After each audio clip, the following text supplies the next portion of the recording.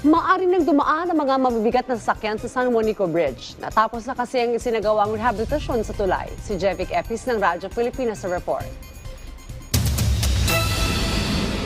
Mismong si Pangulong Ferdinand R. Marcos Jr. ang nanguna sa inspeksyon sa San Juanico Bridge sa Tacloban City para makita ang progreso nito matapos sumailalim sa rehabilitasyon. Batid na ipinag-utos ni Pangulong Marcos Jr. ang rehabilitasyon nito dahil sa mga structural concerns at nilimitahan sa 3 metriko tonelada lamang ang bigat ng maaring dumaan sa tulay simula noong Mayo. Umabot sa higit 1 bilyong piso ang inilaan ng national government para sa rehabilitasyon ng tulay.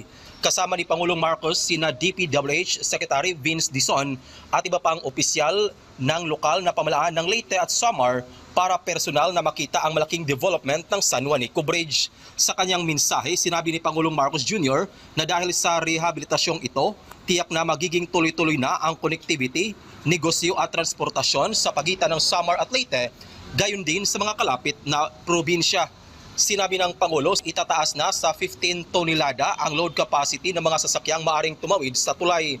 Punto ng Pangulo ang commitment ng gobyerno sa pagkakaroon ng ligtas, matibay at maasahan sa mga gawaing pang-ekonomiya, kalakalan at logistics sa Eastern Visayas. Kung sa ngayon, 2 ways, 15 tons. So 15 tons na magkabila.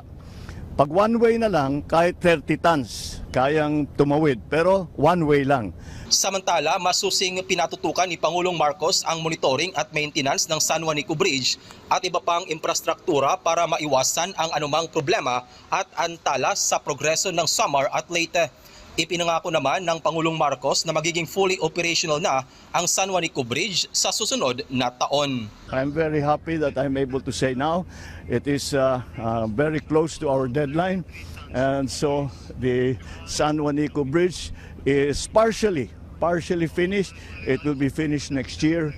The repair of San Juanico Bridge is partially finished. It will be finished next year so that the bridge will be able to take again the load of 33 tons going both ways. Mula dito sa Tacloban City para sa Integrated State Media, Jevic Epis ng Radyo Pilipinas, Radyo Publiko.